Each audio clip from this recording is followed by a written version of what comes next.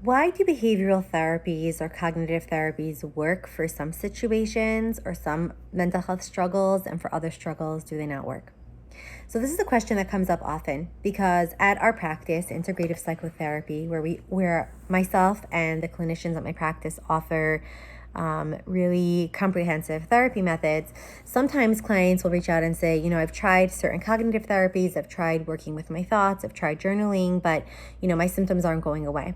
Right? This could be with obsessive thoughts. This could be with having a difficult time stopping a certain behavior, certain continuing to be engaged with really unhealthy relationship patterns, or neglecting themselves, physically, emotionally, mentally, spiritually, or sexually, engaging in behaviors or thought processes that are ego dystonic, right? So it's not aligned with who they are.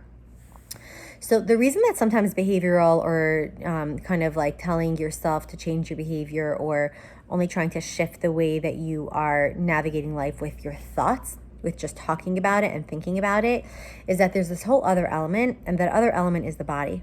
That other element is the body beliefs and the impulses that we have in our body.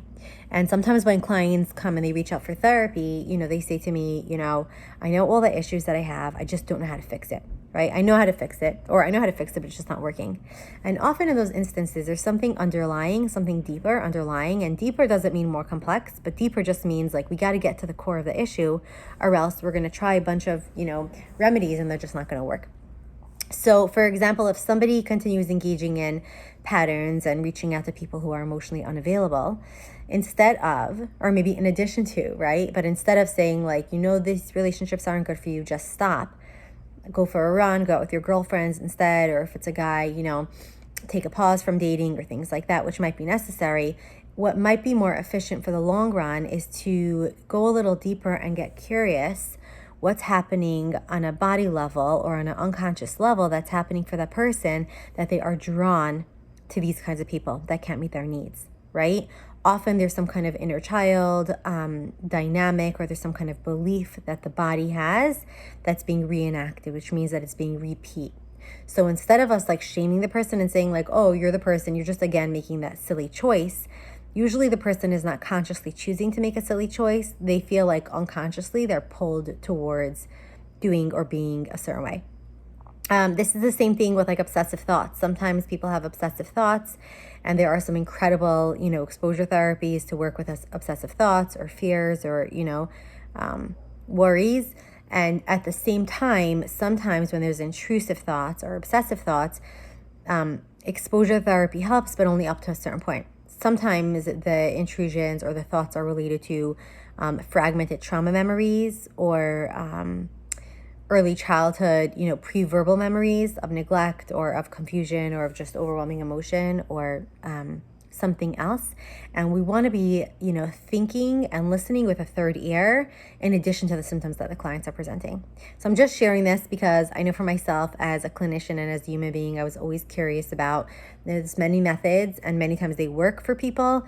And what about the people who they're not working for? Those people are not helpless, and those people are not, treatment resistant. It just means that there might be another layer or a different layer that needs attention. And then when we tend to that layer, then that's going to work. So the guy who continues attracting women who are emotionally unavailable, with the right practitioner in EMDR or parts work or somatic, the body informed therapies, he might land on a young memory of, mom not being able to be emotionally attuned, or having to be the caretaker in the family for the siblings because the family was in survival or lived in a war zone, or maybe just emotionally mom and dad were overwhelmed. So he unconsciously got comfortable in the caretaker role and never graduated that. And he never really got to be like an adult who gets to ask for, right, unconsciously for his emotional needs to be met, and how to track that. So the healing would be intending to helping that person almost like graduate developmental tasks, so they can actually like evolve, and let's say when they're dating, be able to date from their adult healthy emotional needs and healthy emotional offerings place. with intrusions as well. If somebody is dealing with obsessive thoughts and, they're tending to exposure therapy and it's helping, but only so much, or the intrusions come back, sometimes we might want to look at, is there like a fragmented memory, an unconscious memory that's trying to push itself forward, with this part that's pushing forward these interesting images or memories or fear-provoking thoughts. So that's a whole different topic, but I just want to name it because even just acknowledging or understanding that there's so many other aspects at play can be incredibly relieving to many people who have these symptoms. So if you have these kinds of symptoms or a loved one has these symptoms, I just kind of want to normalize it and let you know there's many roads that lead to healing.